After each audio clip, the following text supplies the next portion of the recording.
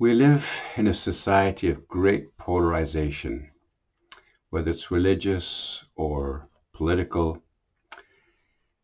And so my little talk this morning, coming from the gospel this Sunday, where Jesus says that we need to love one another. He doesn't just say love only those who are Democrats because you happen to be a Democrat, or only love those who are Republicans because you happen to be a Republican. Jesus says learn to love one another. And the synodal church, the great synod that took place in Rome this past couple of weeks, is kind of like a prophetic sign. The church is a prophetic body to this society about how we should be living. And the church is not always a great example, but the synod is a sign of how we should live that. Imagine that you are a staunch liberal or a staunch Democrat, It's the middle of winter and your furnace just broke down and you're desperate because your house is getting colder and colder, and the furnace man comes at 5 o'clock in the morning. He's come and left his family from quite a distance, has come to make his way to your house, knocks on the door. Oh my goodness, thank you so much for coming. And before he fixes your furnace, in the short conversation, you discover that he's actually a conservative or a Republican. What are you going to do? Say, look, hey, listen, forget it. My furnace is busted, but get out of here. I can't stand Republicans. I can't stand conservatives. Well, no. You take him as a human person who's come and fixed your furnace, and you thank him for it, and, well, your political views may vary a little bit. Or imagine that you go to the hospital, and you're just about to get put under anesthetic, and in the course of a conversation, you're a very staunch pro-life person, and you discover that the nurse who's about to take care of you in the hospital is a pro-choice person. Oh my goodness gracious, don't touch me. Well, that's silly. You need to be taken care of by somebody who cares for you as a human person. This kind of a polarization is not new, of course. It's been on forever. We've seen it in Burundi between the Tutsis and Hutus who hated each other's guts, and yet they're basically the same, more or less the same tribes, same over the world. The Nazis and the Jewish people, black and white, the struggles of the blacks and whites, all through the history of human culture, really.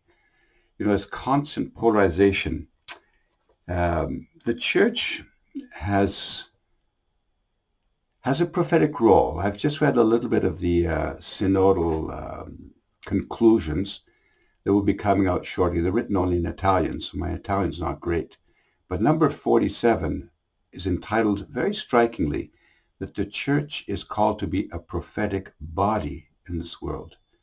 That's to say that we're not just individual prophets by our baptism, but the church is supposed to give a different coloration to the world and help society to stop this sort of polarization constantly.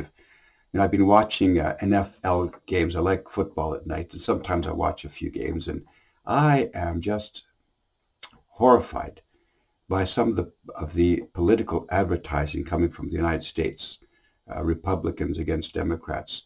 It's a character, personality assassination of the worst kind. No sense of respect whatever. Who knows whether what's being said is even true. It leads one to doubt about that. It's very striking. This polarization is just ripping us apart and ripping our families apart. And the Pope, in his amazing insight, has called for a synod of the church.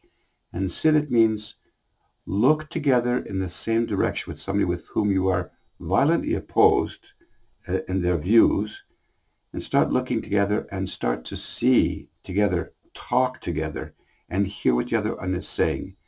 A synodal church is one that really listens. You listen to somebody who is, let's say, pro-choice, and you're a strong pro-lifer, as I am, for example, and hear pro-choice and say, what are you really saying?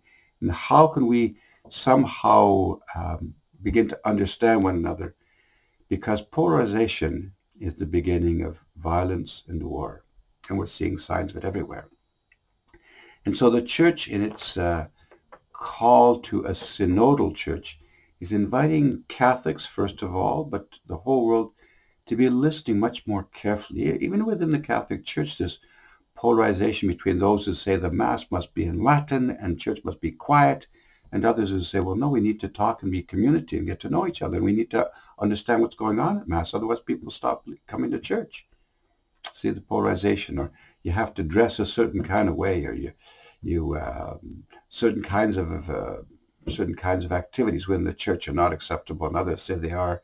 There's a lot of polarization right now, and so the synodal church is a prophetic moment, actually, in which the Lord has spoken through the church and through the Pope, inviting us to be listening much more carefully to those who disagree with us. You know, you don't see a newborn baby and say, oh my God, a future Democrat, oh my God. No, you see the baby because he's a baby. See, we need to see people as people. Whether we agree or disagree with their views, we need to be respectful of that and work together. It's very interesting that the Synod this year, which is, I think, going to have a very prophetic mark on the life of the Church, very striking that that this Easter, for the first time in a long time, this Easter, the Orthodox Christians and the Latin Christians will have Easter on the same day. Isn't that kind of cool? It's almost like the Lord is saying, yeah, I want you guys to start getting along with one another. So in this polarized world, Democrat fighting against Republicans violently, liberals against conservatives, pro-life against pro-choice, the synodal church is a prophetic sign saying to us, we need to listen to one another much more carefully. We're called to love one another, even if we disagree, and hopefully learn something from the other. God bless you, and may the Lord bless you this Sunday as you take the time to honor the Lord on the Lord's Day.